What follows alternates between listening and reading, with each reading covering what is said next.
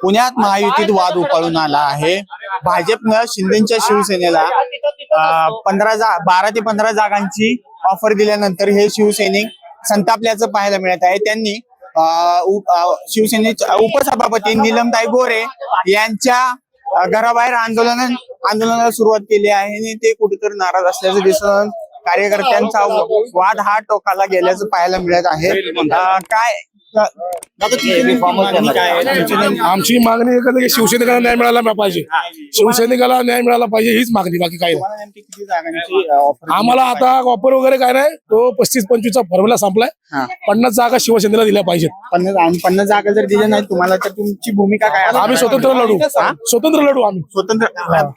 पण तुम्हाला एकनाथ शिंदेनी सांगितले की शिंदे साहेबांचा आदेश आमच्यासाठी अंतिम असेल, पण शिंदे साहेब नक्कीच कार्यकर्त्यांना नाही करत।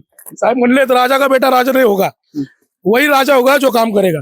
त्यामुळे साहेबांवर पूर्ण विश्वास आम्हाला आहे। आता तुम्ही नीलमताईंशी काय चर्चा करणार आहात? नीलमताईंची चर्चा होईल आता थोड्या वेळात।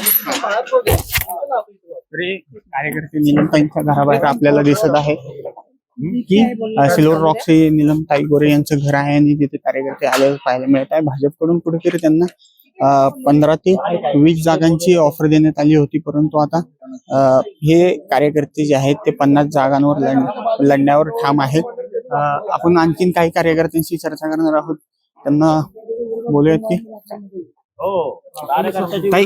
नेमकी तुमची मागणी काय? आमची मागणी एवढीच आहे की इतक्या कमी सीटांवर आमचं समाधान राहणार नाहीये। 15 तिकीट ही काही कार्यकर्त्यांची क्षमता पडताळण्याची म्हणजे कुठली पद्धत झाली आम्हाला कळालं नाही। 165 जागांवर लढण्याची साठी आम्ही सर्व शिवसैनिक सक्षम आहोत आणि मग तेवढा विश्वास आम्हाला आमचे पक्ष वरिष्ठ जे कोणी आहेत त्यांनी सगळ्यांनी म्हणजे एक आदरणीय एकनाथजी शिंदे यांना मला असं वाटतं याची काही कल्पना दिली गेलीच नाहीये की इथे किती कार्यक्षम आपले शिवसैनिक तयार आहेत म्हणून, त्यामुळेच तर असं झालं असावं असं आमचं म्हणणं आहे। आजही आमचा आदरणीय एकनाथजी शिंदे यांच्यावर पूर्ण ठाम विश्वास आहे की ती आम्हाला नक्कीच न्याय देतील आणि त्याच न्यायाची मागणी आम्ही आमच्या ज्या उपनेते आहेत आदरणीय नीलमताई गोरे यांच्याकडे करण्यासाठी आलो आहोत। आम्हाला एक सकारात्मक चर्चा त्यांच्याशी करायची आहे।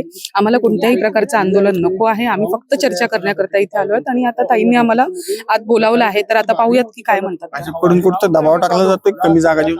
त्या दुसऱ्या पक्षाबद्दल मी काय बोलणार, कारण मला माहित नाही। मी माझ्या पक्षाबद्दल बोलू शकते, मी माझ्या पक्षाच्या ज्या वरिष्ठ नेते आहेत त्यांच्याकडे आमची मागणी आहे। दुसऱ्या पक्षांचं आम्हाला माहित नाही, त्यांचं दडपण आहे की काय आहे, त्याबद्दल आम्ही काही बोलणार नाही। तुम्ही जर कमी जागा दिली तर तुमची पुढची भूमिका काय असणार? आमची पुढची भूमिका आता आम्ही ठरवू। आता आम्ही सगळे पक्ष आमचे सगळे शिवसैनिक आम्ही इथे आता आलो आहोत, आम्हाला आता ताईंकडनं काय शब्द मिळतो ते आम्हाला ऐकायचं आहे, त्याच्या पुढेच आमची भूमिका आम्ही ठरवू। तुमचा पक्ष कमी पडतोय का जागा मागण्यात? आम्ही जागा मागण्यात कमी पडत नाहीये, पण इथे पक्षश्रेष्ठी काय करत आहेत हेच आता आम्हाला कळत नाहीये। आणि तुम्हाला अंधारात ठेवून सगळा निर्णय घेतला जातो असं वाटतं? नक्कीच नक्कीच नक्कीच। या कार्यकर्त्यांचा रोष आहे की यांना कुठेतरी अंधारात ठेवून सगळे जे जागांची मागणी आहे किंवा जो बैठका होत आहेत भाजप आणि शिवसेनेच्या त्यात कुठतर ह्या कार्यकर्त्यांना अंधारात ठेवून हे सगळं होत असल्याचं आपल्याला पाहायला मिळत आहे। काही कार्यकर्ते जे काही कार्यकर्ते आहेत आता ते नीलमताई गोरे यांना भेटीसाठी जात आहेत, ते त्यांच्याशी आता चर्चा करायला जात आहेत आणि या चर्चेतनं नेमकं काय होते आपल्याला पाहावं लागणार आहे। ताईंनी रात्री सांगितले की आम्ही 60 जणांना अर्ज देणार